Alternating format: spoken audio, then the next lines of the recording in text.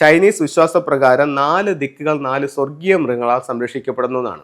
കിഴക്ക് ദിക്കിന്റെ പൂർണ്ണ സംരക്ഷണം ഏറ്റെടുക്കുന്നത് ഗ്രീൻ ഡ്രാഗൺ ആണ്. ഇത്തരത്തിലുള്ള ഒരു സിമ്പിൾസ് നിങ്ങളുടെ ലിവിംഗ് റൂമിന്റെ ഈസ്റ്റ് ഭാഗത്ത് വെക്കുകയാണെങ്കിൽ കിഴക്ക് ദിക്കിന്റെ സംരക്ഷണം അത് ഏറ്റെടുക്കുന്നതായിരിക്കും. അതേപോലെ തന്നെ അതിന്റെ നേരെ ഓപ്പോസിറ്റ് ലിവിംഗ് റൂമിന്റെ വെസ്റ്റിൽ ഒരു വൈറ്റ് ടൈഗറിനെ നിങ്ങൾക്ക് വെക്കാവുന്നതാണ്. അതുപോലെ നമുക്ക് വെക്കാവുന്ന മറ്റൊരു ടൂൾ എന്ന് പറയുന്നത് ഫീനിക്സ് ബേർഡ് ആണ്. ഫീനിക്സ് ബേർഡ് ലിവിംഗ് റൂമിന്റെ സൗത്തിൽ വെക്കാവുന്നതാണ്.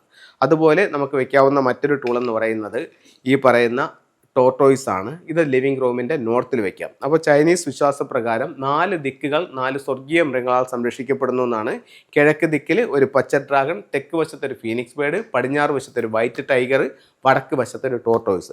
ഈ 4 സിമ്പിൾസ് മാത്രം നിങ്ങൾ വെച്ച് നോക്കൂ. നിങ്ങൾക്ക് ഒരു 21 ദിവസത്തിനകത്ത് തന്നെ നിങ്ങൾക്ക് അതിൻ്റെ വ്യത്യാസങ്ങൾ അറിയാനായിട്ട് സാധിക്കും.